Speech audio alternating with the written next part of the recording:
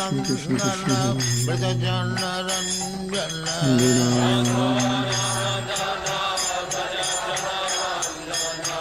Jamuna Tiro Banachari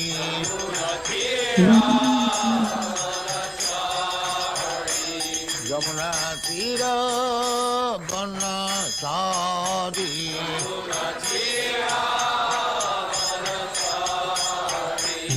Jaya Radha Madhava Kunja Bihari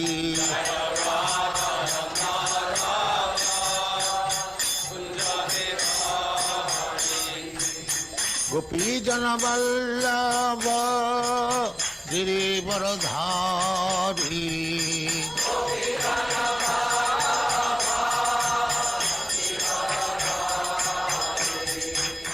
Gopi Jana Vallabha Girivaradhari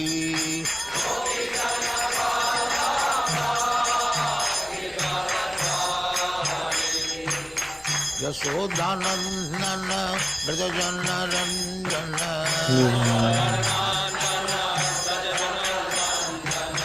Yasodhanandana Brajanaranjana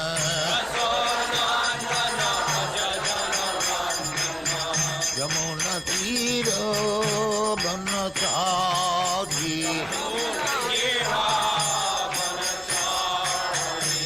Yamuna Tiro Banachari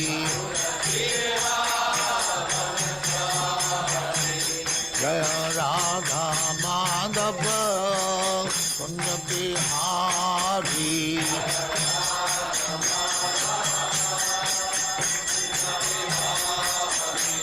Jaya Radha Madhava Kunja Bihari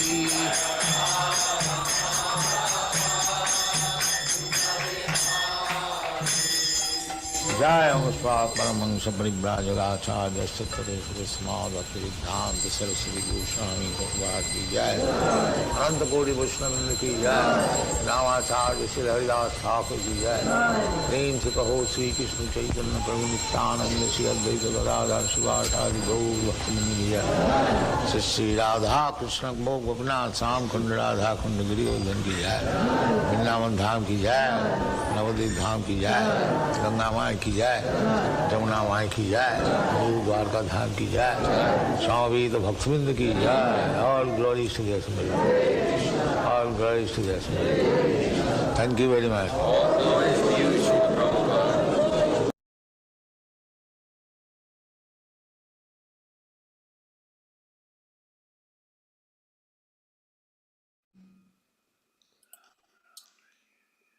Hare Krishna, dear devotees, please accept our humble obeisances. All glories to Jagat Guru Srila Prabhupada.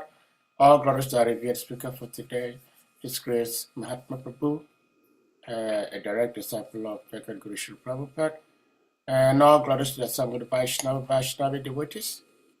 Devotees, we are very grateful to have your association here today. And Prabhuji, we're very grateful you could begin the week with us. Thank you. In Africa, there are lots of superstitions in Africa. One of such superstitions is that if you meet a saintly person in the morning, it's a sign that that whole day is going to be auspicious. And if you also meet someone you love so much, the first thing in the morning, your day is going to be auspicious. And we have both with you today.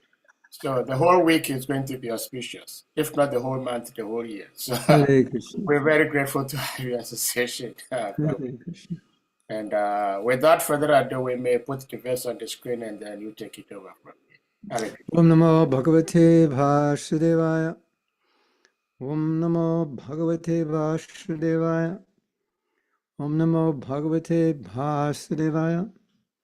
Namo Vishnu Padaya Krishna Prishnaya Bhutale Srimate Bhakti Vedanta Shamiti Namane.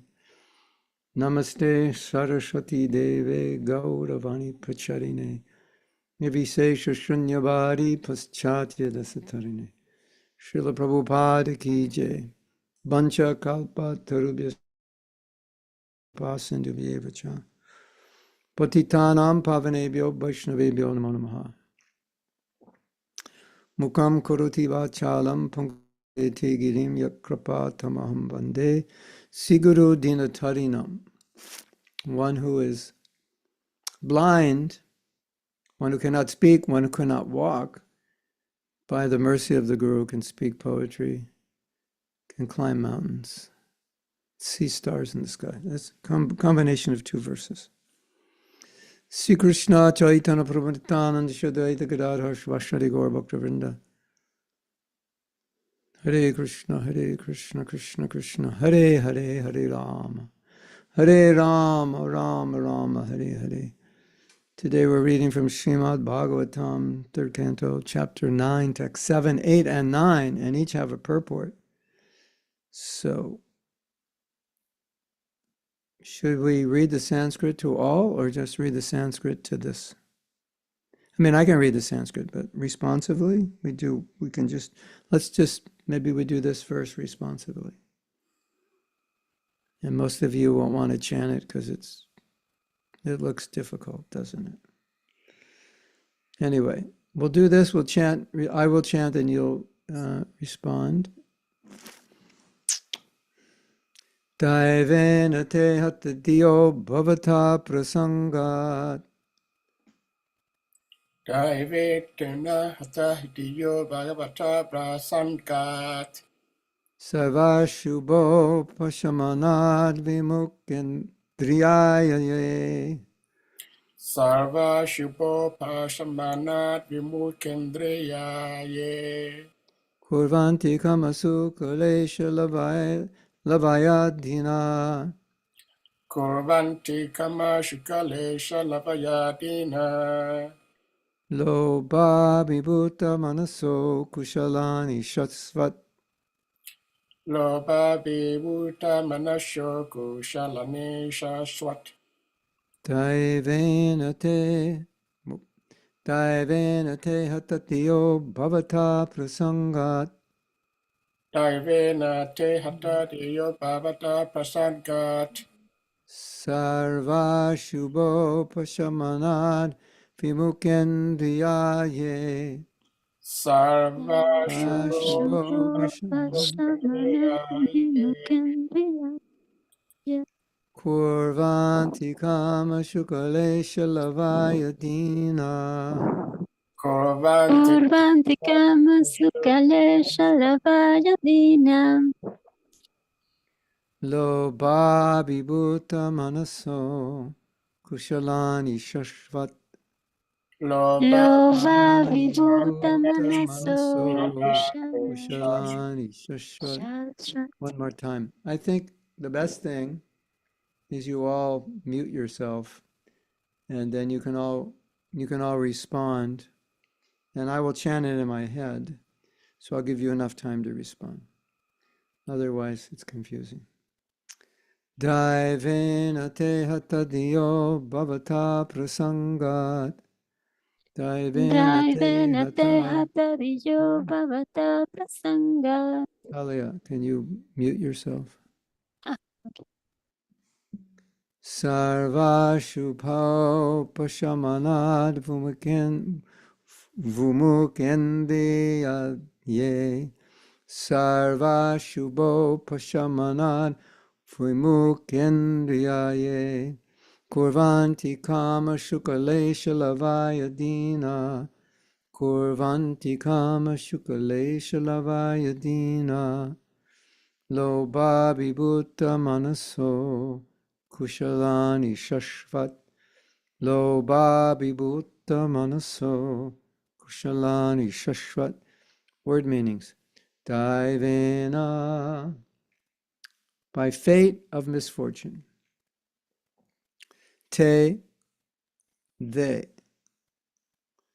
Hata dhiyaha, bereft of memory. Bhavataha, of you. Prasangat, from the topics. I'm giving you time to repeat if you want. Sarva, all. Ashubha, inauspicious.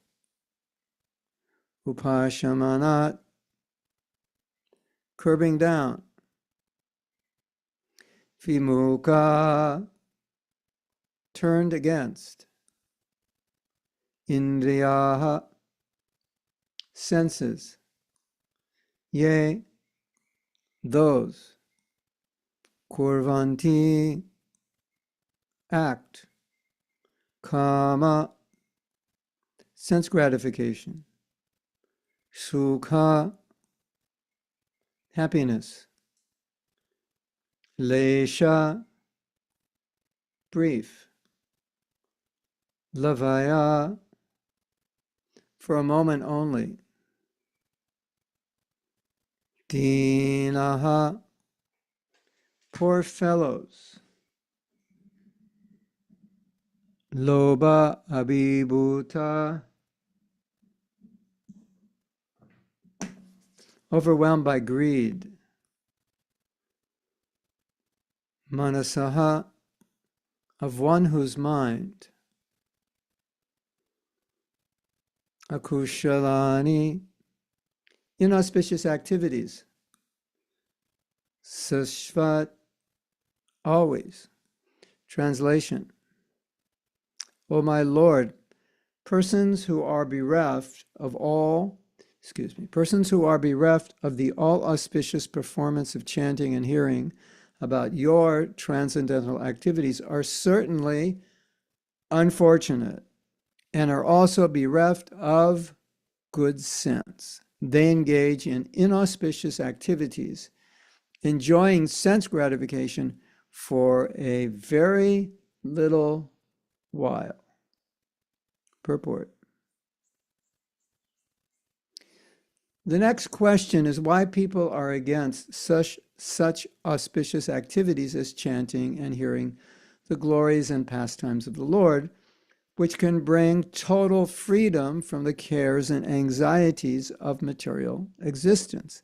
The only answer to this question is that they are unfortunate because of natural control due to their offensive activities performed simply for the sake of sense gratification.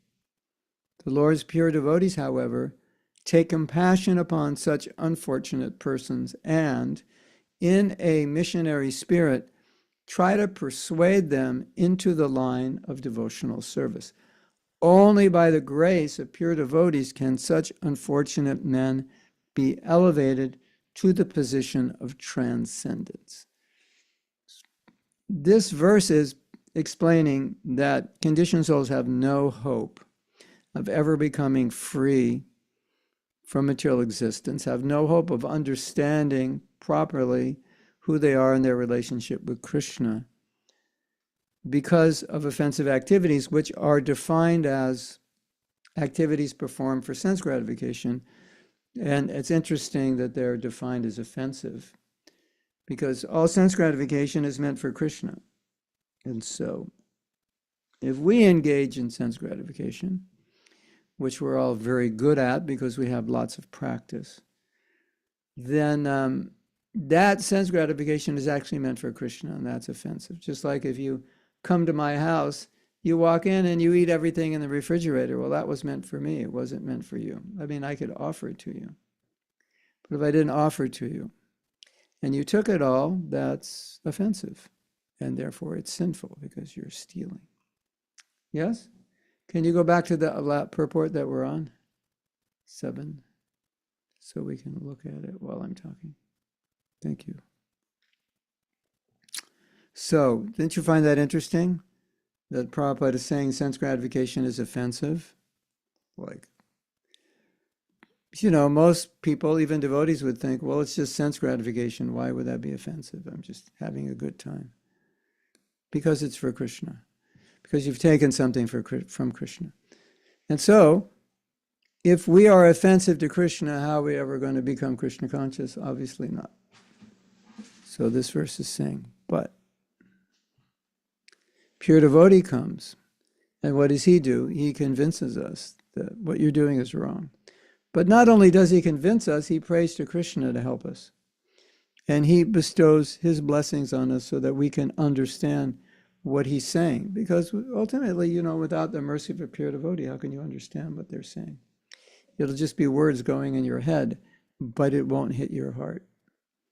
So the last point Prabhupada makes is, therefore, because of this reality that the conditioned soul cannot liberate themselves, and they can only be liberated by the devotees, and the devotees know that, and we don't think we have any special qualification, but we're carrying the medicine. I didn't develop the medicine. I didn't manufacture the medicine. I was given a medicine to give out. And so we just feel obligated to give out the medicine. And therefore, and the other thing is, whenever you talk about devotees and giving Krishna consciousness to others, always this word compassion comes up. And one of the reasons a devotee is compassionate, as you probably have experienced, is because we've been relieved from suffering. And so the people that we're talking to, we know exactly what they're going through. We know we've lived that life. So we know, and we've lived the life of a devotee, and we know the difference. And so as we become Krishna conscious and relish Krishna consciousness, compassion becomes deeper, because as we become happier, we feel sadder that people don't have it. Just like, let's say, you bought a car, you bought a Toyota, and you're so happy with this Toyota, you've had it 300,000 miles, and it's like never broken down. And it's quiet, you love the seats are comfortable, etc., etc. And your friend bought some other like new car that just, was made in Estonia or something, and it was really cheap. And he thought, I'll get that car. And that car's always breaking down, and he's always having trouble. And it's always in the repair shop, and he's always spending money. So in a sense, the more you like your car, the more you feel sad that he doesn't have your car. Right? Isn't it? You feel sad that he's driving this car. No offense to Estonians. I don't even think they make cars. But they did make a car once in Czechoslovakia. Esther, you remember that? I don't know if they still make it. It looked like someone built the car themselves in their backyard. It was really simple. I forget the name of it, but it didn't really make it in America. I think it was kind of like a bicycle with a motor and a little body or something. But anyway, have you ever had that experience where you buy something and someone else buys something and they pay the same price, but they got the wrong brand and theirs is problematic? You feel bad for them. You should, and the more you like your product, the more you use it, the more you benefit from it, the more you feel sorry for them that they don't have the same. They don't have the same experience with theirs. So that's the idea. So that's how. So as someone might say, well, I'm relishing Krishna consciousness. It seems like I don't care about anybody.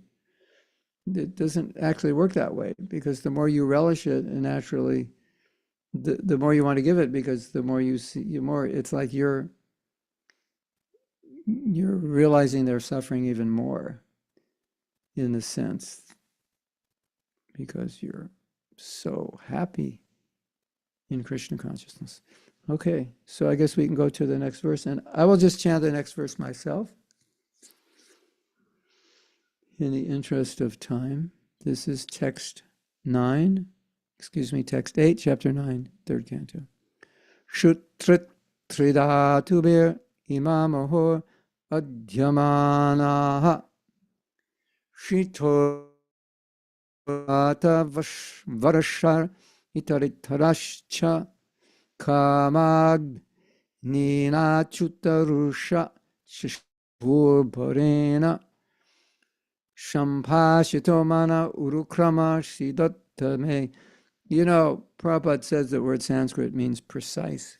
And so to compose Sanskrit, everything has to be precise. And these are just prayers they're just saying. For us, we have to write the prayer, and like Grammarly check it and ask AI, can you make it better? And this and that. And they're just like, say it, So people say, AI is way more intelligent than we are. I don't know if it's way more intelligent than people used to be. Because I don't think AI can just pop out beautiful Sanskrit. If you see the poems AI writes, it's like it's okay. But it's like, no, I don't think so. So that's just English. What to speak of Sanskrit? So learn Sanskrit and AI will never beat you. So let's just go to the translation. O great actor, my lord, all these poor creatures are constantly perplexed by hunger, thirst, severe cold, secretion and bile, attacked by coughing winter, blasting summer, rains, and many other disturbing elements, and overwhelmed by strong sex urges and indefatigable, I can never say that, indefatigable, blah. Why can't I say that word? Indefatigable anger. Indefatigable, that means anger is constant. You can never completely subdue it. I take pity on them, and I am very much aggrieved for them. So, purport. A pure devotee of the Lord, like Brahma and persons in his disciplic succession, are always unhappy to see the perplexities of the conditioned souls who are suffering the onslaughts of the threefold miseries, which pertain to the body and mind, to the disturbances of material nature, and to many other such material disadvantages. Not knowing adequate measures for relieving such difficulties, suffering persons sometimes pose themselves as leaders of the people, and the unfortunate followers are put into further disadvantages under such so-called leadership. This is like a blind man's leading another blind man to fall into a ditch. Therefore, unless the pure devotees of the Lord take pity on them and teach them the right path, their lives are hopeless failures. The devotees of the Lord who voluntarily take the responsibility of raising the foolish materialistic sense enjoyers are as confidential to the Lord as Lord Brahma. Wow. So now I see why you put these verses together, because the theme is similar. And you thought I would read all three and then speak on all three, right? Anyway, it's easier for me to speak as I read and then. So, can you go back up? I want to back to the verse. Yeah. So, who is speaking? Who is speaking here? I didn't look back far enough to see who. These are prayers of the demigods. Is that it? Lord Brahma. Lord Brahma speaking. Okay. So I should have paid attention to the purport. It said that, right? Yeah. So yeah. So here we have an exhibition of what it looks like to be compassionate. And of course, Lord Brahma, he's on another planet, so it really looks bad down here, because what he's describing is reduced, or either much of what he's describing is different on his planet. It's not as painful. So he's looking at people, of course, everywhere in the universe it's painful. Even on the heavenly planets, you still have anger and sexual desire. And so Brahma is saying, outside of us, the weather, it's hot, it's cold, we get sick. Inside of us, there's hunger, there's thirst, there's anger, sexual desire. Have you ever like eaten a meal and 6 hours later you're hungry again, or maybe a few hours later you get hungry and you're thinking, oh no, I have to cook. This is a botheration. You look in the refrigerator, there's nothing there. Oh no, I have to go shopping. You look in your sink, there's pots and dishes from the last 12 years still there. And you think, I wish I didn't have to eat, because I could save a lot of money and time. And or have you ever been in a situation where you're working on something and you want to keep working on it, but you're too hungry. You have to stop and eat, and you're thinking, wish I weren't hungry because I just want to work on this. You ever been in that situation? Especially for me, it's the cooking part. It's like, wow, I think if I didn't have to eat, I wouldn't have to cook. I wouldn't have to eat. And you might be thinking, but I love to eat. How could you not want to eat? Yeah, well, all eating is doing is just putting out it's just the pain in the stomach. But if you don't have the pain, then you know, it's like, fine, you don't need to eat. You ever get sick and you're not hungry and people say, you're so skinny, you should eat. And I'm not hungry, I don't feel like it. So, and what to speak of sexual desire? Like, sometimes we become devotees and we chant really good rounds, and after we finish our really good rounds, we think, okay, that's it. I am now free of all desire, no lust, no this, no that. And all of a sudden, lust comes coming through the back door, and you're thinking, what? I chanted good rounds. What's going on? This is not fair. I want my money back. It's because you have a body, and that's what the body does. And sometimes devotees say, when is my sex desire going to go away? And I say, when you're in the grave, then yeah, you'll be okay then. Before that, I'm not sure. because of course it reduces when you get older. Just your energy, when you get older, your body produces less of those hormones that give you that sexual energy and desire and just general strength. But you probably all heard the story, or you've heard Prabhupada say that the sex desire doesn't go away, even old age. Even a man's in his old age and he's dying, he's still thinking about it. So I always think like, well, if you don't give it up now, why would you give it up at the end of your life? Like they say, if you're not happy now, if you make $1 million, you still won't be happy. So, you know, it's kind of like, if you've been a devotee like most of your life and you're still like haven't given up that desire, what makes you think you'd give it up, you know, when you're 85? It's like, you're not giving it up when you're 55. Who's to say you'll give it up when you're 85? You might be forced to give it up physically.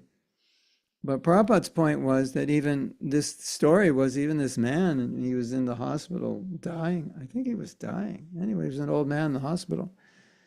And his friend came and visited him, and he came with his daughter, and the man immediately looked at his daughter because I guess she was very attractive. So, Hare Krishna. All I can say to that is, Hare Krishna. You ever like hear some bad news and you just say, Hare Krishna? Well, to what I just said, I'm going to say, Hare Krishna. That's bad news, isn't it? Everybody in the audience is crying now. They're Googling how to kill myself. And yeah, so Brahma's looking at this and going, look at material existence. You think you're happy, and you've got this like, all these desires just pushing you all the time. They don't give you any rest. And then when the winter comes, it's like freezing, the wind blows in your face, and it's just painful. And then finally the summer comes, and it's too hot, and your air conditioning breaks, if you even have it. And if you don't get hit from the front, you get hit from the back. So, but the point of this, if Brahma is not just saying this to just like say, too bad, you chose this, you wanted to take birth, too bad. He's not saying it like that. He's saying, look, this is bad. And look at how they're suffering. So when he's seeing people, he's feeling their pain. That's what compassion means. You feel pain. You feel the pain of another person. So he's feeling it. And so he's pointing all these things out, but he's actually feeling those things, at least in his heart, how horrible this is. You know, when you're driving down the road and you see an accident, how do you feel? You feel sorry for those people, don't you? Of course, if you're Bhakta Burfi, you're like, they deserve it. They're just mega karmi meat eaters. You know. But if you're a normal, compassionate devotee, You think, oh, this is bad, isn't it? Don't you feel like that? You think, oh, well, that's really bad, because you know how you would feel if you were in that car accident, and maybe they're injured, and if they're not injured, their car is, and whatever they were on their way to do, they can't do now. Now their car is going to be in the shop, and it's cost money, and then it's the insurance, and they have to argue whose fault it was. So you feel bad, and that's what Brahma's doing here. He's just looking at these happy people who are happily enjoying.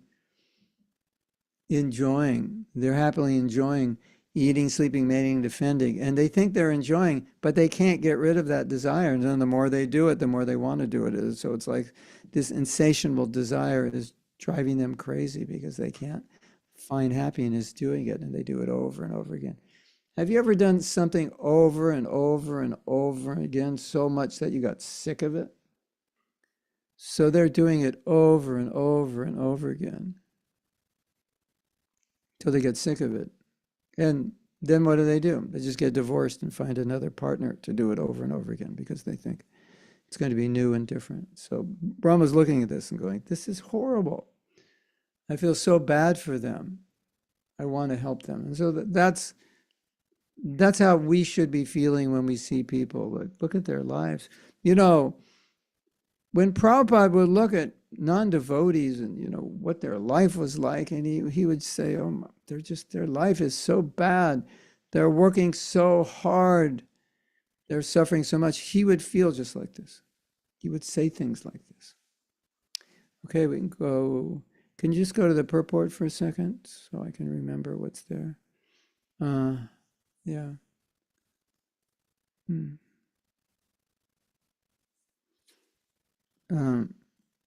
Yeah, so Prabhupada's making the same point that he made in the last verse, that he's adding this point that the leaders of society, they cannot relieve people of their suffering, but only the devotees can.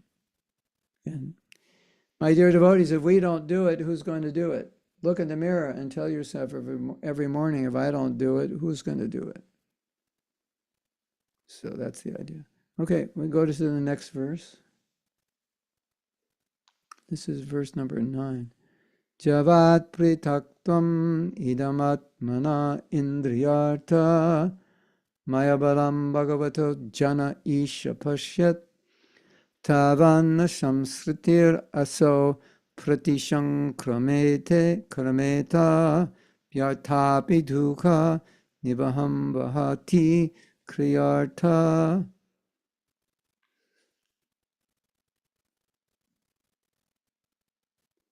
O my Lord, the material miseries are without factual existence for the soul. Yet, as long as the conditioned soul sees the body as meant for sense enjoyment, he cannot get out of the entanglement of material miseries, being influenced by your external energy. Yeah, you know that external energy?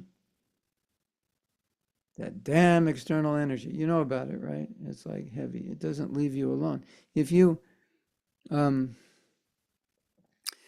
ever been driving and you stopped paying attention for a minute and you ended up in the other lane, the lane next to you, or on top of a truck or underneath a truck or something? You ever had that experience? So Maya's like that. You take your eye off the road, all of a sudden you're in Maya. You ever had that one? Like, what happened? I was chanting my rounds a minute ago, and now I'm dreaming about, becoming Lord Brahma. You took your eye off the road. And so Maya's like, she's like, hey, look over here, look over here. She's waiting for you. So that's the beauty of staying in Krishna consciousness, because as you mature in bhakti, your taste for Krishna becomes strong enough that Maya's like, I've given up on you. You're no fun. I can't trick you anymore. You know all my tricks. I've used them all on you. It's like I can't fight you. It's like the 14,000 boxing match with you, and you know all my moves, and you move out of the way. So that will happen if you stay in Krishna consciousness. So that's good news. So let's read the purport.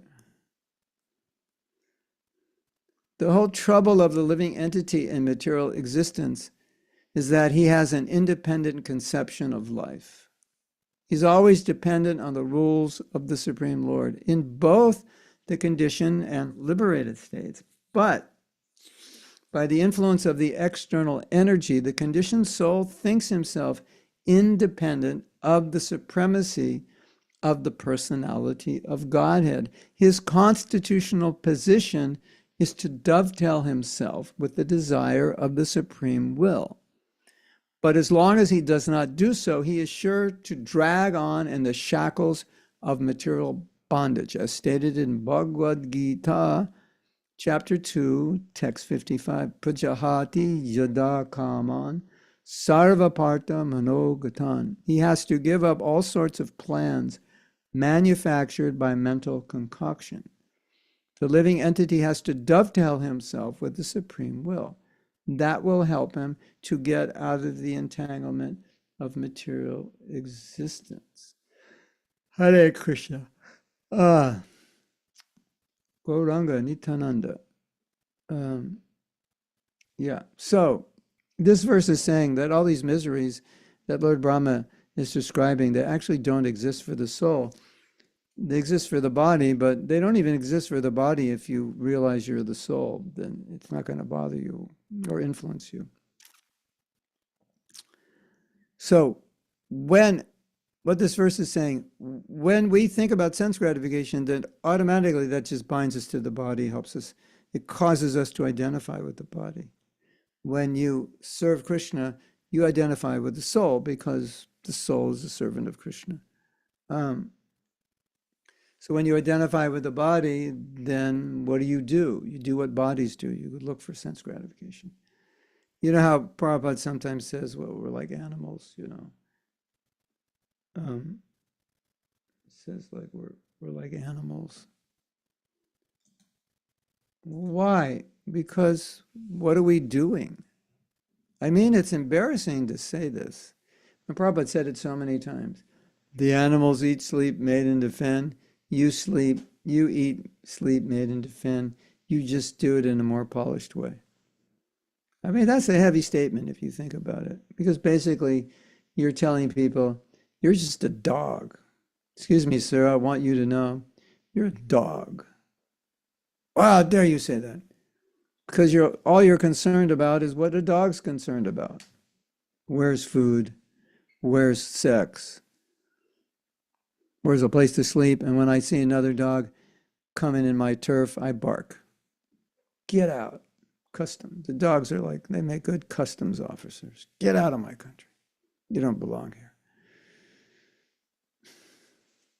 That's how Prabhupada felt when he would go through immigration. He's like, these are dogs barking at me. Everything belongs to Krishna. Why won't they let me in their country? It doesn't belong to you.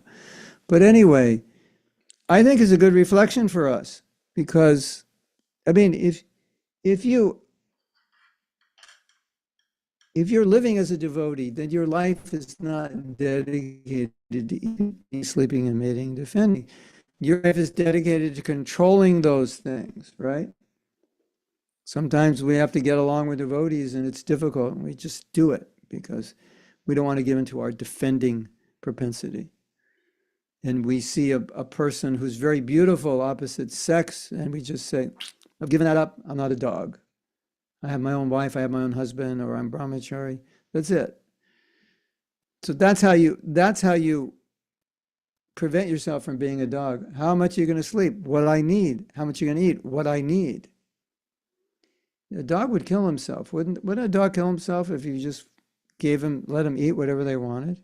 Wouldn't they eat themselves to death? Does anybody know? Because, yeah, it's true. I think it's true, right? Because you don't just fill a dog bowl up like, you have a certain ration, right? This is how much they should eat. And they're always hungry because when you're eating, they still want to eat your stuff. So, yeah, it's interesting. I think it's very powerful to ask yourself, what's the difference between me and a dog? It's embarrassing. Because sometimes, some days in our life, there's not a whole lot of difference. We were fighting with everybody, we were overeating, we were oversleeping, and we're looking at all the members of the opposite sex with lustful eyes. Okay, so what's the difference? I look different, yeah, that's about it. But if we're devotees, there should be a big difference, right? And that's why Prabhupada was so heavy. He's like, how can these people help the world? How can they solve the world's problems? Anyway, Krishna consciousness is heavy. Sometimes it's too heavy to broadcast publicly. We would offend people. But it's philosophy. And sometimes it's heavy, and sometimes we need to just be hit in the head with something heavy. Have you ever been like, you ever heard really heavy preaching? It was almost like you want to strangle the speaker. You gotta stop saying that, you know? But you leave the class and you realize, I actually needed to hear that. That was actually good for me. The reason I was so resistant is because he was talking about me in such heavy terms, and I really needed to hear it, and I didn't want to, because it's, you ever have something, hear something, it's so true, you fight it, you scream at it, you get out a gun and shoot it. Have you ever had that experience? It's like so true about me, I can't tolerate hearing it, so I want to shoot the speaker. How dare you say that? That's offensive. But sometimes the sadhus speak that way. And that's Prabhupada, he said that all the time. He said, one time Prabhupada said, you are running on four wheels. You have these nice cars, especially today, the cars are much nicer than when Prabhupada was with us. But still they were nice. When Prabhupada came to America, the only car they had in India was an Ambassador. And the Ambassador was kind of like a tank with wheels. It wasn't really I wouldn't say it's a comfortable car. No, I would say it's not a comfortable car. It's like cars in the 40s. That's what it looked like, a 1942 something, and it drove like one. So and the streets and the roads in India, they're full of potholes, like everywhere in those days, right? If they're not potholes, it's just the roads were not like silk. So when Prabhupada came to America, he said, your roads are like silk. It was like, he'd never seen roads like that. And the cars were very comfortable, and they would often get Prabhupada limousines, so you could imagine. And so Prabhupada would get in the car and he would say, so you're driving on four wheels and the dog is running on four legs. What's the difference? You're running in style. He's maybe running on the ground. But what are you running for? Eating, sleeping, mating, and defending. What's the difference? You're doing it in style, but you're doing the same thing. It's like you do a murder, but it was like an amazingly intelligent murder, and the police didn't catch you. You did it in style. You never got caught. Does that reduce the offense of the murder? Of course not. So something like that. So Prabhupada was heavy, and I think it's good for us, and I think we needed to hear that. Sobering. Yeah. Then in this last purport, Prabhupada's talking about something he hasn't talked about yet, which is independence, that we think we're independent. And then Prabhupada makes this point, and he's made it before. It's just such a nice point. He said, you are never independent. Even when you're Krishna conscious, you are controlled. You're just controlled by the spiritual energy. So hey, this is the bad news. If you want to be independent, I have some very bad news for you. You will never be independent. Even when you go back to Godhead, you're thinking, I've misused my independence. Now I'll go back to Godhead. I will use my independence properly, and then I'll be independent. No, you'll be under the control of Yogamaya. No independence. So we have a choice. You can be under the control of Mahamaya or Yogamaya, but we'll always be under control. That's Prabhupada's point. And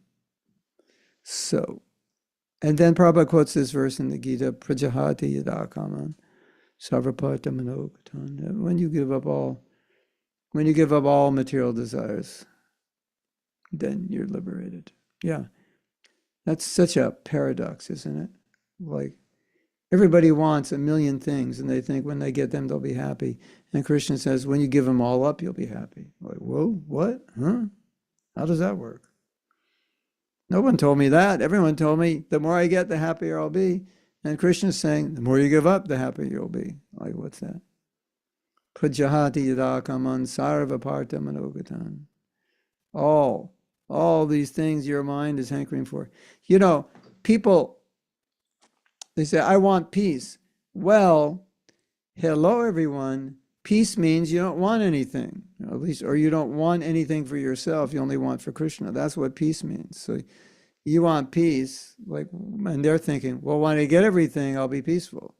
And Krishna's saying, when you don't want anything, you'll be peaceful. And the more you get, the more you want. It's like everyone thinks, if I get more, then I'll be pacified. It's like eating. You ever eat a sweet, like a really good sweet? Does that one sweet pacify you? Makes you want to eat another one and another one until you're so sick you can't eat anymore. So it's like that. So Krishna is saying, you want to be peaceful? Yeah, that's fine, but you don't know how. You have to become free from desire. Prajahati yadaka sarva partamano. Give it up. Then you'll become peaceful. Otherwise, impossible. You have everything. You got the big house, the big car, cars, you got the family, you got the fame, you got the bank balance, you got the good looks, the big muscles, the nice body. You got it all. Smart, talented.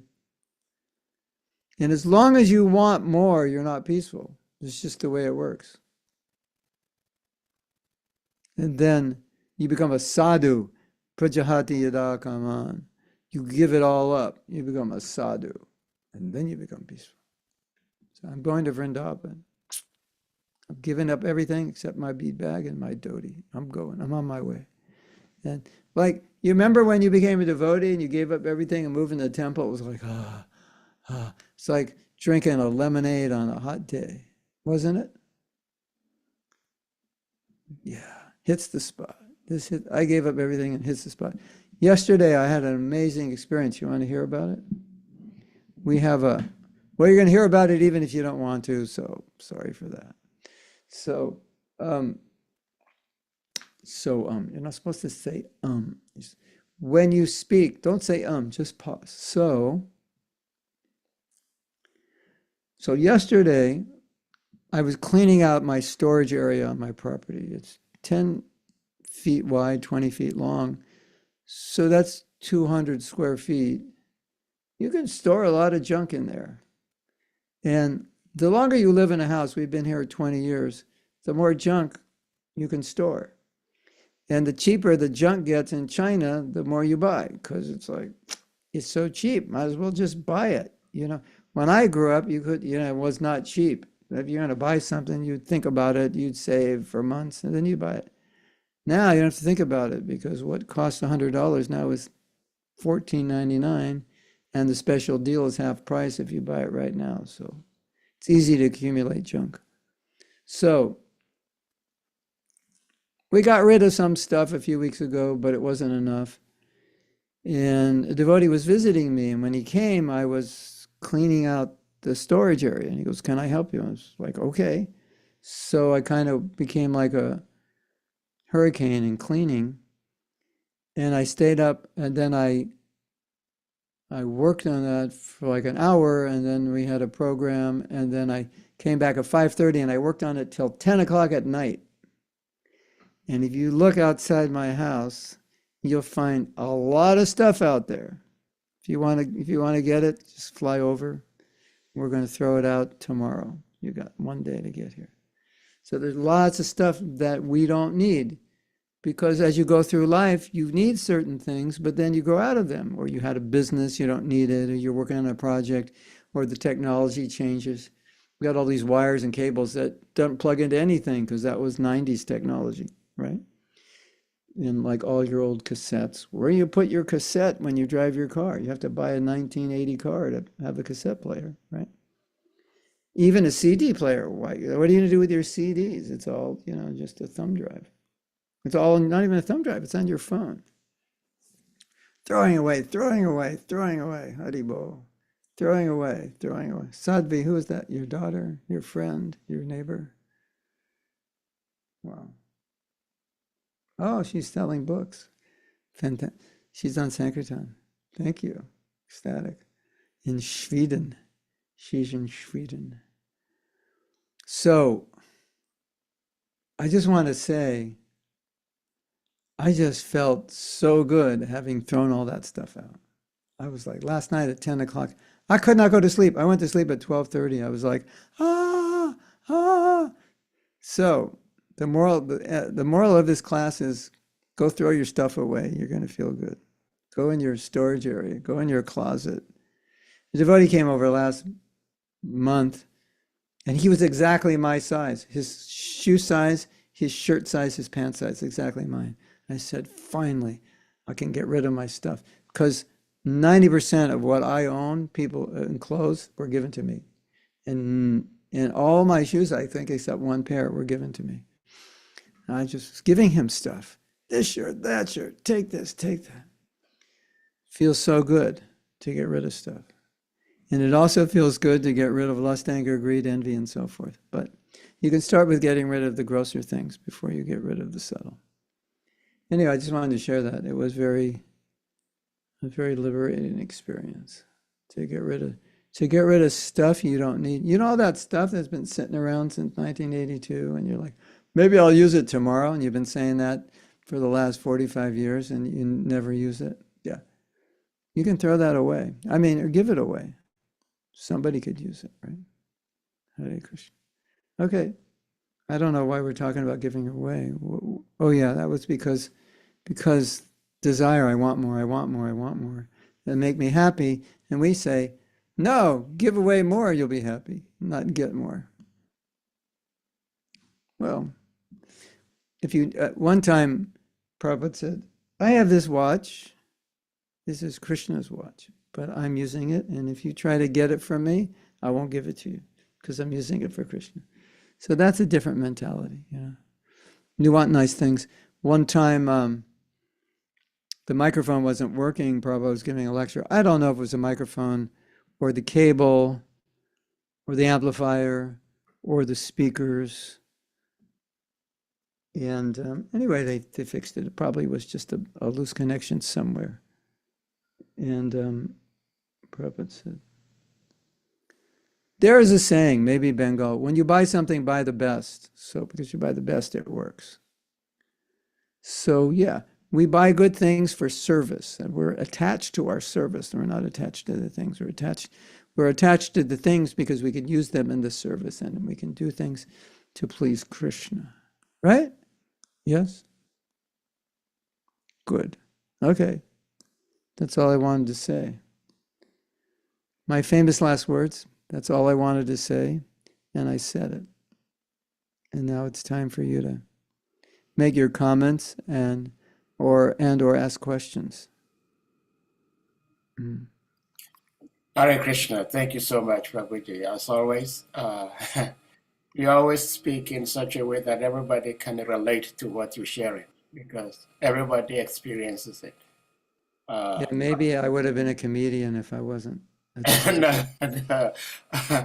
Talking about junk, I believe everybody has so much. It's all China's fault. We have junk. And I'm trying to see how I can even give up the gross ones before I attempt to giving up the. Look at all those books you have. So I think we have a question from Sarvatma Prabhu, who is now called a question mark. So Okay. Sarvatma Prabhu, please, you may unmute, and if possible, you may turn on your camera, please. You gave me away. Hey, this I is my wanted to- brother. We're the Atma brothers. I wanted to remain anonymous and speak with a Russian accent. Can we hear your Russian accent when you ask the question? Yes, Maharaj, please. Why you are so negative? You're extremely negative, yet you claim to be happy. How is that possible?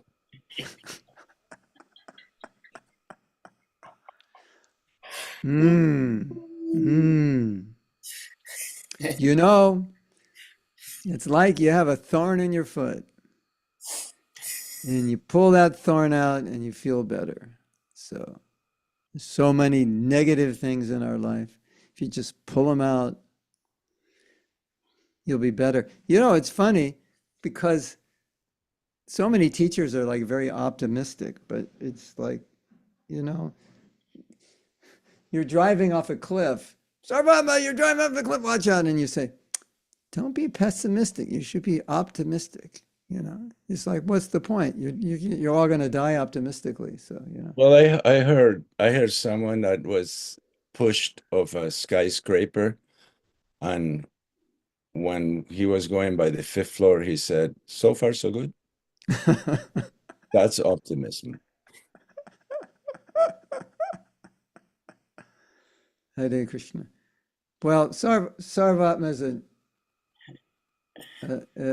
a comedian, so I'm going to have to tell a joke now.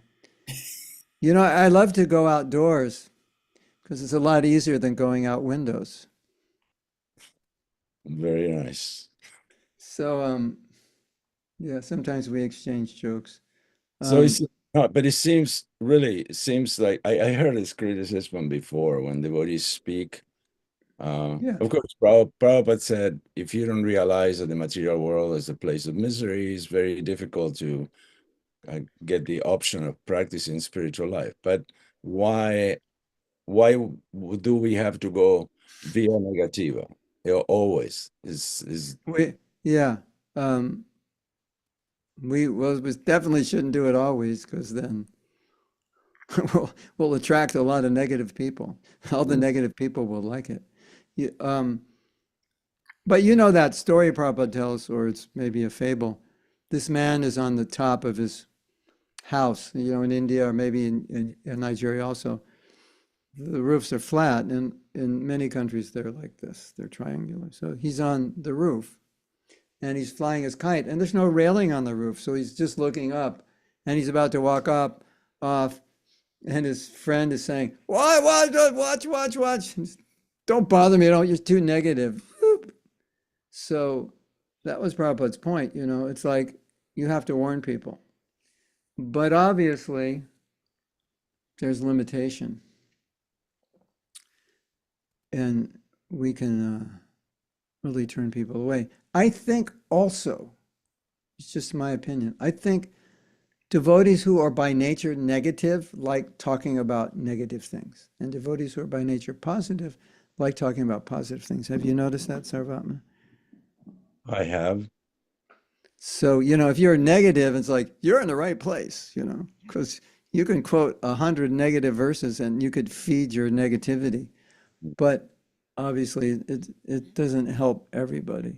But at the same time, it's like if you don't tell him, you know, maybe you have to tell him in a nice way and just like run in front of him and give him a hug and say, you're about to walk off the roof. So as you know, there are ways to be negative without being negative, especially when you're talking to someone who realizes these things. Then it's like you don't have to say much because they already realize it. But if you're too positive and don't explain reality, then you've let people down also. So it's really an art. And you know, people talk about like strategy, preaching styles, and you know, debate. There's no debate. Just look at who wins. You know, it's like the person who wins. Look at what he does. You know, because you can't say this works unless it actually does. So it's interesting, though. I mean, it's something to consider. That if we're a little dysfunctional in our preaching, it's going to resonate with dysfunctional people, and you'll fill your temple up with a bunch of dysfunctional people you have to manage. And when you start preaching positive, they'll be upset. You attracted me with all this negative stuff. Why are you being positive? I don't like it. Hare Krishna. I mean, maybe I'm overstating it, but we've seen that, haven't we? I mean, at least in a positive sense, if you're well-educated, intellectual, you'll attract similar people. So what do you say, Sarvama? Maybe that's why we don't have so many people joining. Could be. Well, the there are many spiritual teachers who are very, very positive. What happened to me is I got all the negative after I hung around the devotees a while. I didn't get it in the beginning. So that, brought in with the, what do they say? Reeled in with the sweet sauce. Then given the chilies. There's a saying like that. Yeah. Yeah. So, but you have to say it, but you have to say it in the right way. I think also takes an immense amount of determination and an iron will to join and stay in the movement. Yeah. Yeah. But, after COVID, I think people got that the world is pretty bad. It seemed to be a shift, I've noticed that it's much easier. I mean, I get more buy-in when I say those things. But I can tell you one thing that I did that's really cool. I said, I was doing a seminar for new people. So we had a flip chart and I said, what are the things you don't like about this world? And we wrote them down. There's war, there's animal slaughter, the ecology, the problems with ecology, the political problems. They didn't say old age, death, and disease. I had to remind them. What about, who likes to get old? Raise your hand. Okay. What about disease? So we, whatever they missed, I wrote down. And then I said, okay. Well, we actually put a line down the middle. So on the right side, we're gonna put down, what's our vision of like a perfect world, which is pretty much the opposite of the left side. So like if you could make the world, if God said to you, make the world any way you want, how would you make it? So no war, everyone would love one another, blah, blah, blah, blah, blah. And so you have the right side and the left side, and the left side is the reality, and the right side is the way you want it. And I just go, look at this for a few minutes, and let's discuss it, And I thought, I don't want to say the world's miserable because you already said it. I don't have to say it. And now what does it mean?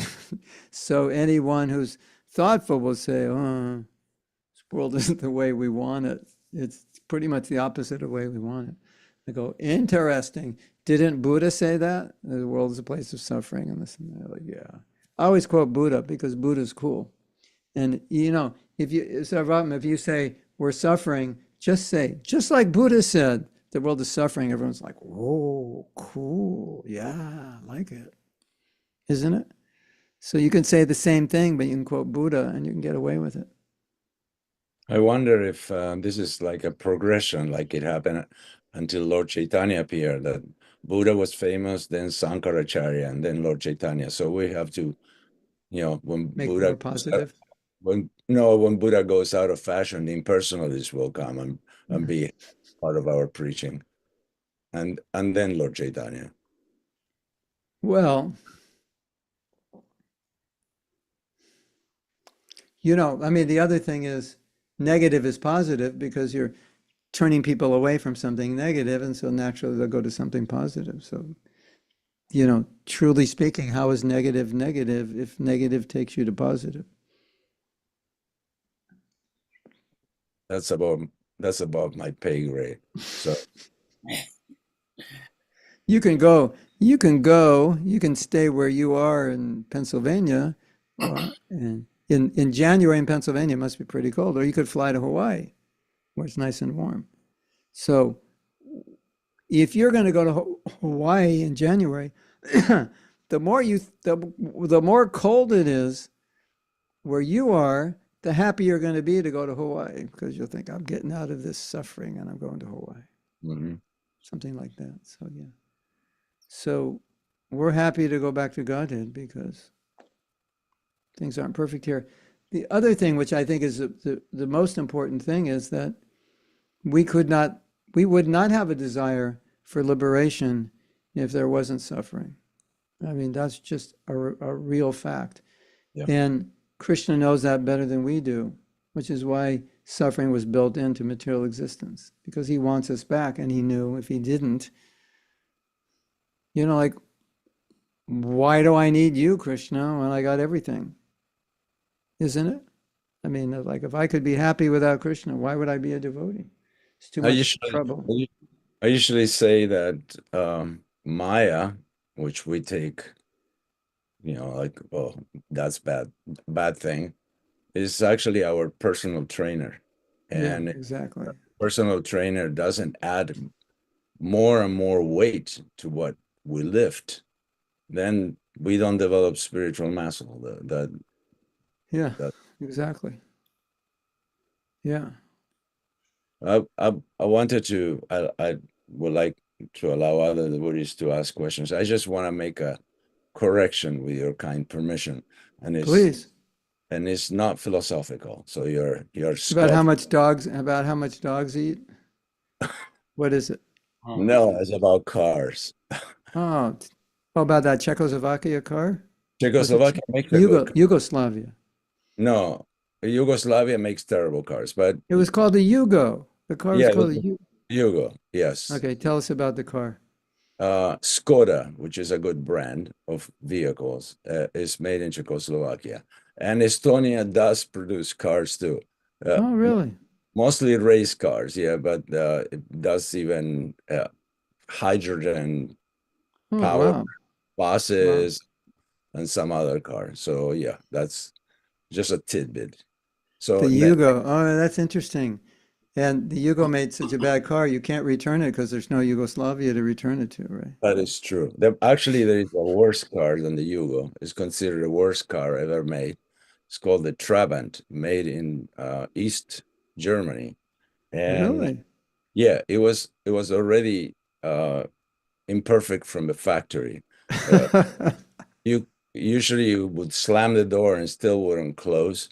And they said that I think Parthasarathi Maharaj spoke about a similar car that was made in Ukraine, the Zaporozhet. He said the rear defroster, rear defrost on the back window is only to warm the hands of the people that are pushing it.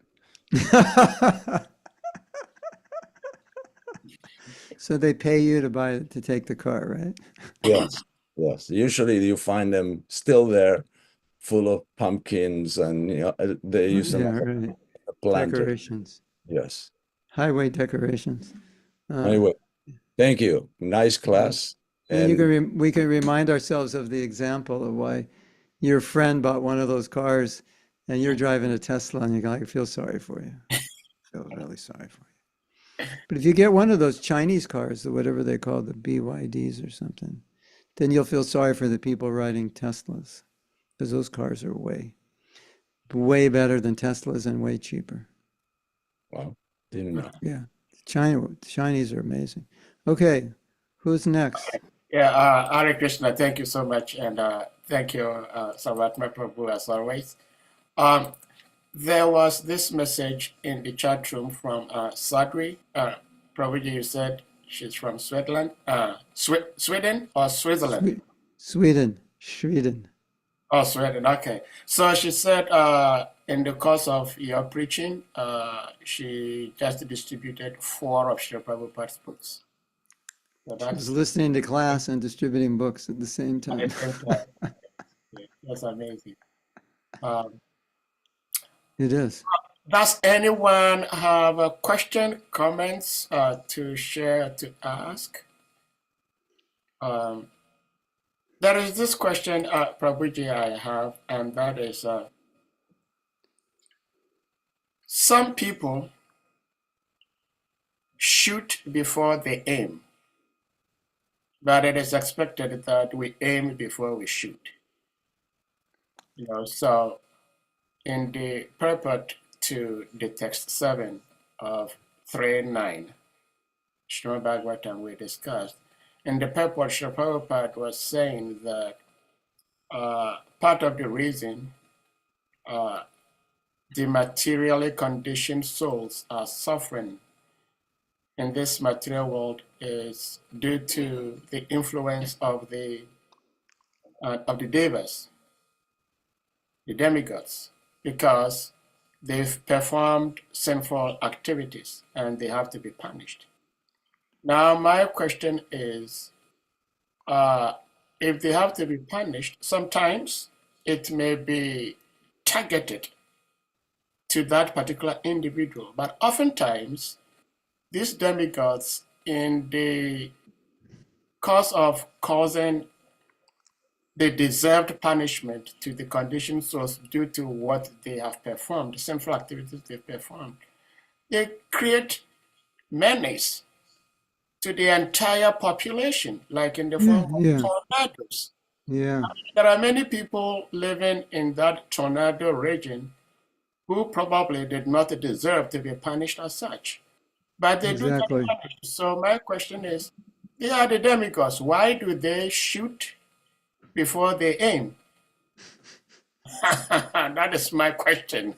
Well, this is an interesting question. If you're looking at it from a black-white perspective, then you would say whatever happens to everyone is a karmic reaction to something they did in the past. If you're looking at it from a different perspective, you can say that karma is contagious. So if you're my son and you do something wrong, at least up to a certain age, I get your karma. If you're my disciple, you do something wrong, I get your karma. So that's not something I did wrong in the past. Well, like Prabhupada said, yeah, my sinful reaction is I accepted too many unqualified disciples. So that, so we did that in the past, but in terms of the foundational understandings of karma, that's a different position. So Ramchandra Puri, he committed an offense to Nityananda Prabhu, and everyone in the village suffered because of his offense. So it seems like there's a contagious karma, or a mass karma. For the sin of one, others will suffer. When Prabhupada came to America in the 60s, he complained about people complained about the Vietnam War, and Prabhupada said, well, your president got you into the war and you voted for him, so it's your karma. And they would say something like, well, I didn't vote for him. And I don't know, I don't remember exactly what Prabhupada said. Maybe someone remembers, but it's kind of like, well, you're living in this country. You want to live in this country. That's the democratic system. You don't vote for him, but your fellow citizens vote for him, and then you've bought into that system, so you suffer. And then Prabhupada talks about innocent people suffering when there's bad leaders. Have you read that in the Bhagavatam? Like in Vena, the situation with Vena, everybody was suffering, and the Brahmins never said, well, just everyone's karma, no problem. They said, kill this guy. He's causing suffering.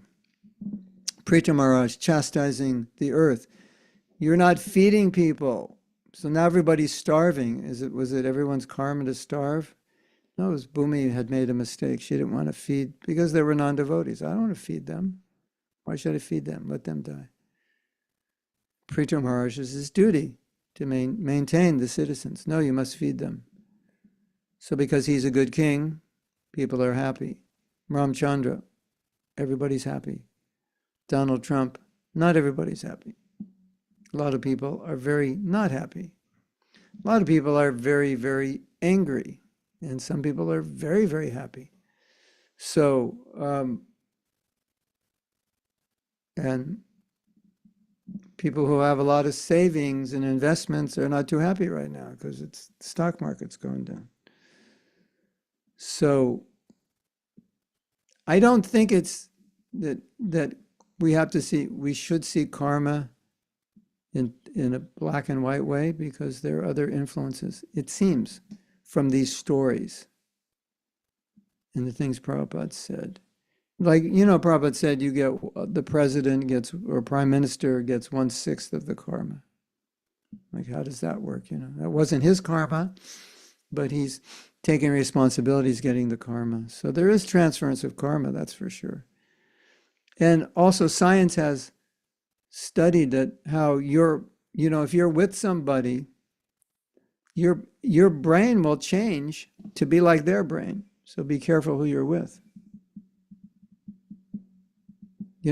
It's interesting, if you look at that, because if you get people together who think a certain way and they're bouncing off one another, they all have the same brain. And when you hear them talk, you ever hear people talk and they're all saying the same thing and you're listening to it and you're thinking, that's ridiculous. That doesn't make any sense. How can they say that?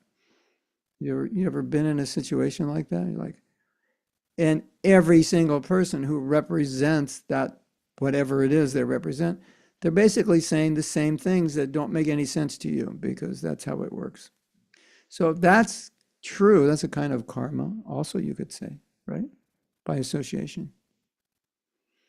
So it doesn't mean that I'm not going to get reactions for what I do, but I might get reactions for what another 300 million people in my country do.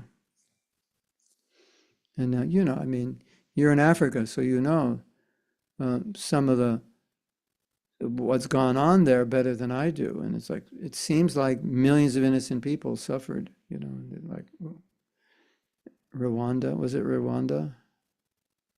Yeah, like that, yeah. So, yeah. And, you look at economies of countries and based on decisions leaders make, it changes the whole economy. Now, one day you're rich and next day you have no money. Your money's worth nothing. You need a cartload of money to buy a loaf of bread. Like, what happened? Whose fault was that? Sometimes it's no one's fault. It's just the way the world is. Well, thank you for this beautiful answer. But there is also this saying, physician, heal thyself. Yes. These demigods, as we understand from Srila Prabhupada, when they look down here and find some of us trying to serve the Lord, they also help us. They help us to serve the Lord much better. But the question then I have is, why then is it much more difficult for them to serve the Lord, to go back home? Like in the Bible, it is said by Lord Jesus Christ. Yeah. That it's easier for those of us in this particular Earth planet because we have so much experience of harsh, bad experiences to try to move towards God than those in the heavenly planets, even though they're still in the material world, but they have so much better facilities for sense gratification. Okay. It's easy to answer that question. We'll do a little math. Okay. Because Prabhupada said it's 10,000 times better. So we'll just multiply. So take the money you have right now, multiply it by 10,000. Take your beauty, multiply it by 10,000. Take your fame and success, multiply it by 10,000. Then everyone on that planet, it's multiplied 10,000. And I think the biggest problem, which could easily answer this question, is take the women and multiply their beauty 10,000. So it's like, I have enough trouble down here. What to speak of 10,000? Like, I don't even know, if they were just twice as beautiful or 3 times, that would be enough to make it pretty difficult. What to speak of 10,000? What if you're ugly? You're 10,000 uglier, 10,000 times uglier. Then you'll be fortunate because none of those girls will like you. Yeah, that would be a blessing. But I don't think there's ugly people on the heavenly planets, are there? Because if you go to heavenly planets, you're ugly. It's like, I got cheated, you know. I did all this piety and look at me. Because beauty is piety. Ugliness is impiety, right? So you're going to be beautiful. So not only are you going to be more beautiful than you already are now, you're going to have beautiful, beautiful members of the opposite sex after you. So I can't think of this king's name, but there was this king who wanted to go to the heavens, and Vishwamitra had to do the sacrifice to help him go to heaven. And the devils kicked him out because he didn't look like them. He looked to yeah, them okay. ugly. You can't have it, yeah. Trisanko, yes, thank you, Trisanko. Well, it's like Prabhupada said, you can't go to the moon, because even if you do, you don't have a moon body. So, you know, you're not really in the moon. So yeah, you have to go through piety. You have to be born there. You can't just jump in. Yeah. So the most beautiful people on this planet would be considered ugly there. There's a situation, or whenever there's a situation where a respected devotee has trouble, which for men it's usually sexual trouble. It's usually the trouble is pride and sex. So when someone has that trouble, it's usually because they're in a powerful position and they have a lot of facility. And so we all see that over and over again, right? And that's just on the earth. And then we look at that and we say, this person was such a good devotee and so strong. How could they give in to that? And then you ask yourself, I wonder if I would have given into that if I was in their position, or I have like all kinds of money. I have all kinds of people serving me, doing whatever I ask. Like, how would I make it? And I was thinking just today, I have so much appreciation for anyone, devotees, non-devotees, especially devotees who are in powerful positions who are not influenced by that. I say, thank you, thank you, thank you, that you've never misused your power. It's so Krishna conscious, right? We have devotees who have fallen, but the majority have not. A majority of our leaders have not. And like, thank you, thank you, thank you. I was listening to a lecture the other day and a question came up, and it's a really interesting answer. The question came up and said, sometimes younger devotees will go on the internet and they'll criticize older devotees. And so the question was, what do you think about that? And the devotee said, well, the problem is those older devotees shouldn't have done those things. Then there wouldn't be anything to criticize. So I thought that was a good answer. He said, you know, you should do it politely and so forth and appropriately. But the real thing is they shouldn't have done that. But when you get in a situation where you're surrounded by opulence, you have power, it's difficult. It's really difficult. And we've seen it. And every time we see it, we're like astonished. How could they do that? There's no place in our brain for that. Like, but he's such a good devotee, and the classes he gave were so amazing, and the kirtans, and he's so intelligent, and he's so disciplined. And the next day, he writes his letter, you know, I'm giving up my renunciation and this and that. Like, we're bewildered by it. But really, the answer is that's how difficult it is to maintain sobriety. And my realization is that unless you identify yourself as the most humble piece of dust and thereby able to respect and appreciate other devotees, you're in a dangerous position, especially when you are pushed up the totem pole and you are honored and glorified. You could really misuse that because you start believing, yeah, what they say is true. We're actually supposed to think they're all great devotees. They have transcendental vision. They're seeing me this way. This is why I need to see everybody like they're seeing me, because they're seeing good in me that doesn't exist. And I appreciate them so much. That's how we're safe. But other than that, if it goes to our head and we start believing it, then good luck. I mean, just imagine, let's all of us imagine. Today, you win the lottery and there's $10 million in your bank account. Like, what are you going to do? I'll check my rounds tomorrow, Prabhu. I'm going shopping.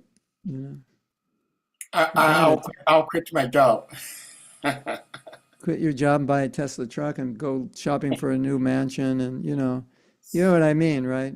You got $10 million, like, you know, a mansion. How much does that cost? 1 million in your country, maybe less, maybe. Less. Yeah.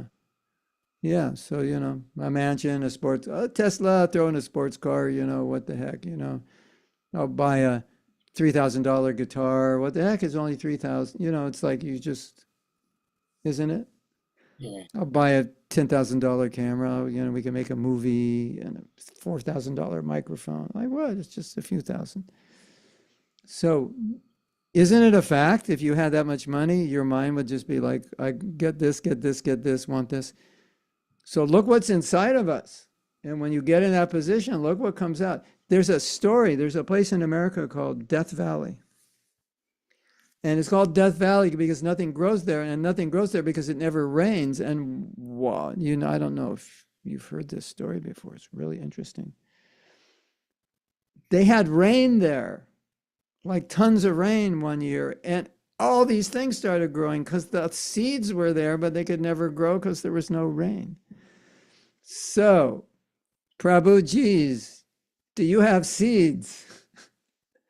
And if you get in a situation where you could, you know, water those seeds, all I can say to you is nice knowing you and good luck, and I hope you make it better in your next life.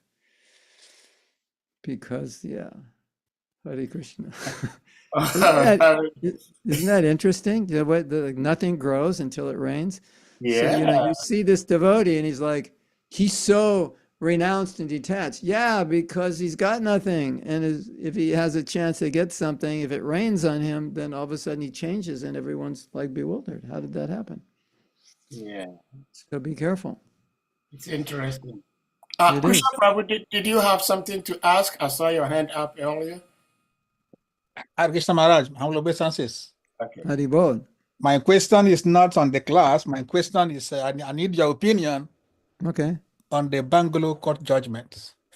Oh, yeah. My question is, both sides, both ISKCON and the Bangalore authorities, why didn't any of them practice detachment and renunciation we preach about for 25 years?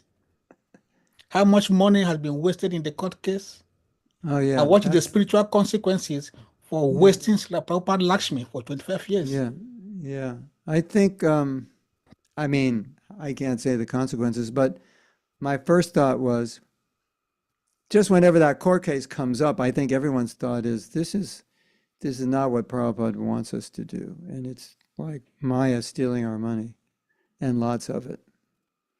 And there are many opinions about how we should have proceeded and how to proceed. And, but that's the thing that I thought as a young devotee when I read Prabhupada's books and he said, the Gaudiya Math is fighting in court. I think all of us thought, well, that's horrible. How could they do that? That's, you know, we would never do that. Yeah. Never say never. So I think what it shows us is that never underestimate what horrible things could happen in our movement because of whatever events how events affect us. You know, the Ritvik, you know, a lot of devotees say Ritvik was created by ISKCON because gurus fell. And out of frustration, they started feeling like, well, maybe none of them are qualified. Because if none of them fell and they all were very Krishna conscious, maybe the idea would have never come. That, you know, because that idea didn't come right away. It came later, after seeing the fall of so many devotees. And it's like, okay, maybe Prabhupada didn't want them to be gurus. It doesn't look like they're qualified. So it's really born out of fear that these people could ruin our movement, these gurus, because they're not qualified, and frustration in dealing not only with them falling, but being mistreated by them. And So anyway, I don't know how we're going to go forward. I think they were willing to be part of ISKCON if we would just allow them to do that, but the GBC didn't want them to do that. But obviously, in retrospect, I think it's going to be seen as one of the greatest, one of the great mistakes of ISKCON, fighting this case and spending all this money, not being able to work it out. But you know what it shows to me? Something that we all kind of have to learn the hard way, because when we become devotees, we think devotees are beyond these things, isn't it? Didn't you always think like devotees would never do that? And then gradually over the years, you see devotees doing things you thought they would never do. And it's a reality check that as human beings, our conditioning is such that we can do things even in the name of service, even if we think it's right, that are maybe displeasing to Prabhupada, like spending his money on court cases and offending devotees who disagree with us. And so one devotee made a nice point. He said, the Vaishnavi Guru issue has caused division in ISKCON. And the GBC said, well, if someone wants a Vaishnavi to be their guru, why not let them? And if the leaders in that part of the world don't want it, then they can make that choice. So someone said, well, maybe you just have to let people be Ritviks if they want. And if they don't, they won't. And if both sides can accept that, maybe that's the best we can do. It might be. Now, whether we want that or not, that's another thing. Some people do not want that because it's not our philosophy. Some people do because they want to keep everything under ISKCON. I mean, there's worse things in the world than taking shelter of Prabhupada, right? Because all they're doing is taking shelter of Prabhupada. It's not that we are not. So there's only one difference. They don't take Diksha from a living guru. We do. But everything else, Prabhupada is our guru. He's the basis of our movement. So we're not that far off. We're only like one thing off. But it's a big thing. But I think we all can cry that all that money was wasted. We could have. How many temples could we have built? How many books we could have distributed? Yeah. So, but I can't criticize because I was not involved. Maybe if I was involved, I would have fought it also in court. But it just, I think all our initial gut reaction from a distance is like, oh, all that money from both sides, their side as well. And you know what the judge said? He said, this is not even meant to be determined in court. It's not a legal issue. It's an issue it's an internal issue. It's not a legal issue. And someone said the court just made a decision to get it out of court because it's been in court for 20 years. He just wanted to get it out. So he made a decision. And he said, I should not be making this decision. And anyway, who owns what should not be something for the courts to decide. But unfortunately, that's what happened. Well, of course, we're going to learn from it something, I hope. Yeah. Hare Krishna, thank you so much, Krishna Prabhu, for this concern. And Sri Mahatma Prabhu, thank you so much. A few days ago, I came across one video of your humble self, Prabhuji. It's one of your wisdom videos wherein you were talking about sometimes we put on tilak, we put on dhoti, and we think we are devotees, so we are beyond whatever goes on in this material world. So I played it here for the devotees to watch and listen, and it's so practical. The mere fact that we are in a spiritual organization, we're trying to become spiritualists, I do not think means that we are beyond how this world runs. And so if there is a situation whereby two opposing people cannot come to a common consensus, that is why the court is established. See, so I am thinking that from Lord Krishna's time till today, we have this parampara line from Lord Krishna, Lord Brahma, all the way to Srila Prabhupada, and then now to present-day gurus.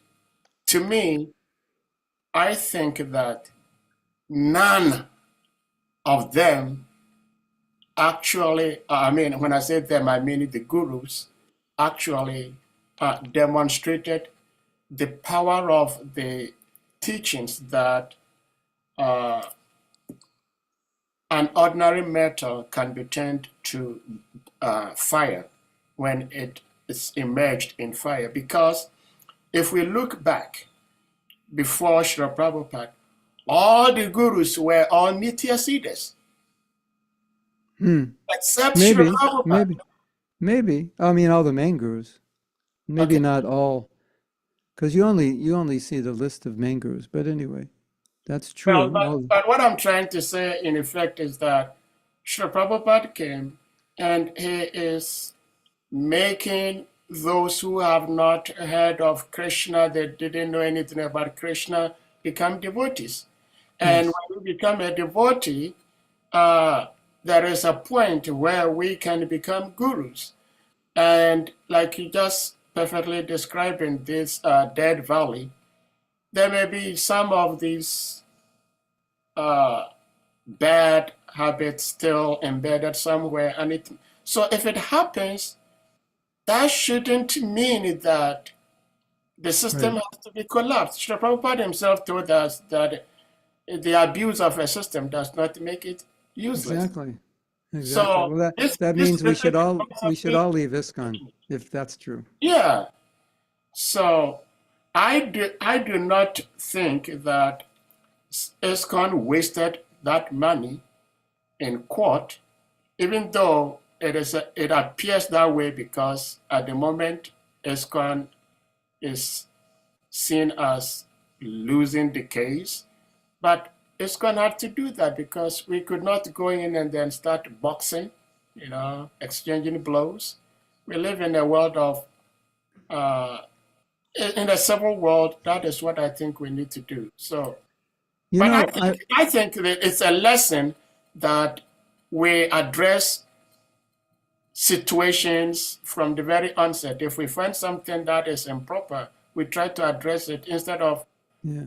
forgetting about it and then we have Well, to. it's going to be interesting now because I want to see what the leaders are going to say now that they've lost it. Like, is there going to be thinking in retrospect? We should have done this, shouldn't have done that, and maybe we need to take a new direction now. It'll be interesting to see that, because obviously everything could have been done better. But I'm looking to see what's going to happen next. It's like, because this is like foundational to the future. If you have a splinter group that's willing to be part, if they can maintain their own theology, be part of ISKCON under the GBC. If they are, that's an if. Some people say they are, maybe some people say they're not. But if they are we're going to establish a precedent one way or the other, because now we can just say they're not part of us. That's not an ISKCON temple. We want nothing to do with them. Or we could say they want to be part of us. Let's make a space for them. And whatever we do is going to set a precedent for every other splinter group in the future. So it's going to be interesting. It's an interesting time right now. Yeah. Very well. Thank you so much. Would you Hare do Krishna. have 1 more minute? I see there is a question in the chat room. It says, okay, accept my humble obeisances unto your lotus feet. All right. At what point can we single out karma from someone's complications? Because I understand that there is a hell meant for those who punished faultless people. Wow. Wow. Some people will say, you were punished for what you didn't do, but that was just your bad karma, and so it's coming back. So you're having this trouble now. Some people will say that. But the word, just, it's such an interesting discussion, because what does the word justice mean if everything is karmic?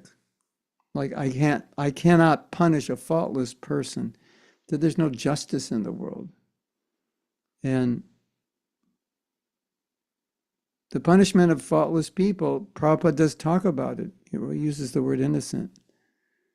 So, I mean, it's such a difficult subject to discuss, because it's not black and white.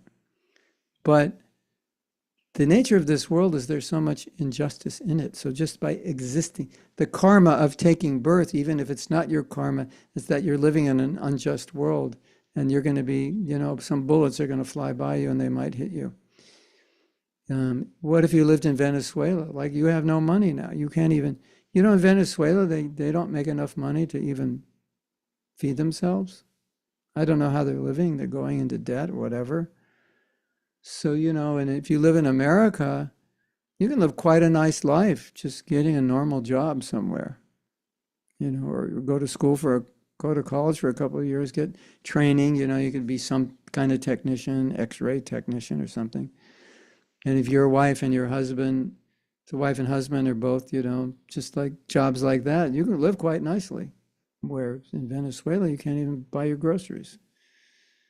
So it does seem like there's some kind of collective karma that just by being Venezuela, you have to suffer. But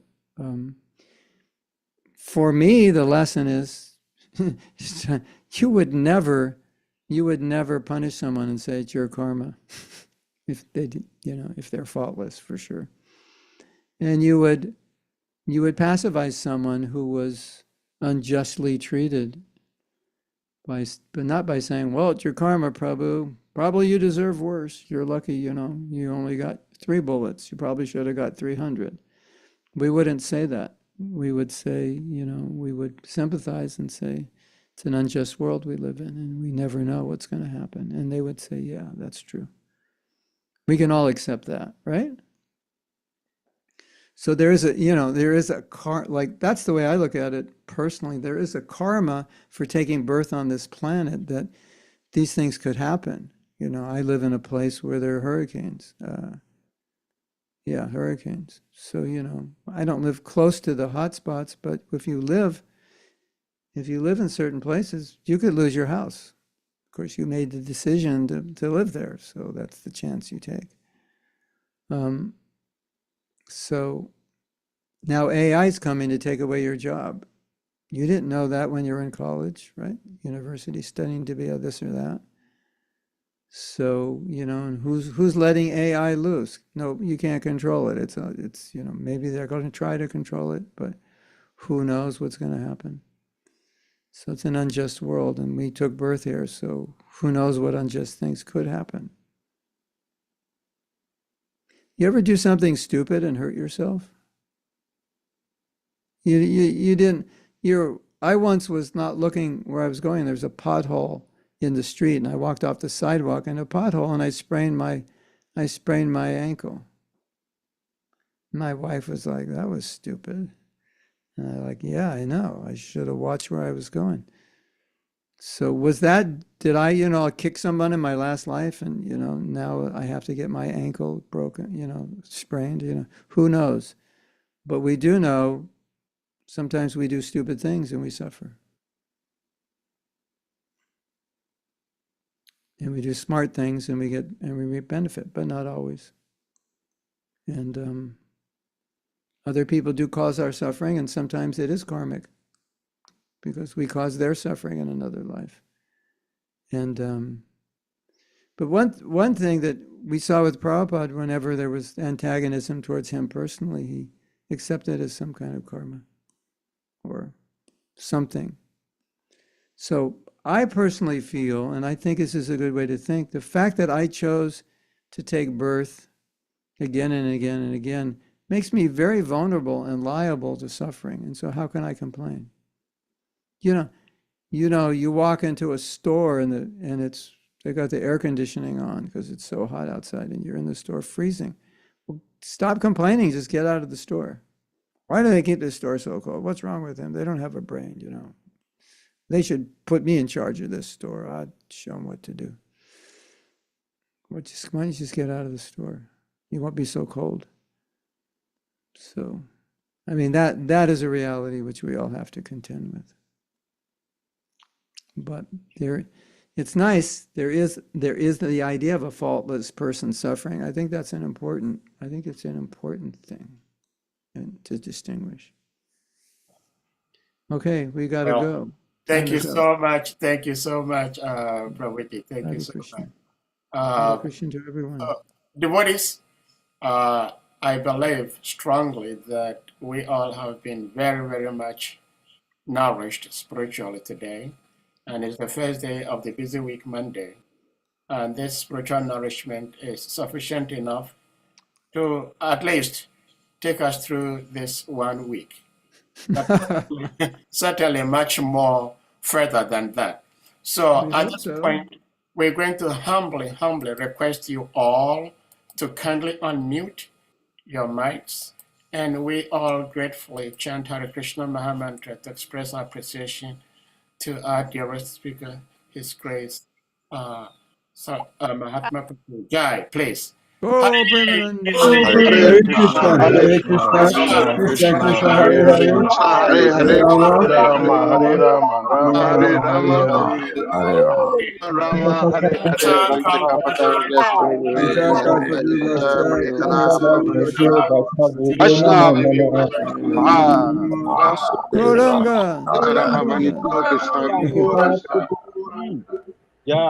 Thank you all, you ecstatic devotees. Hare Krishna.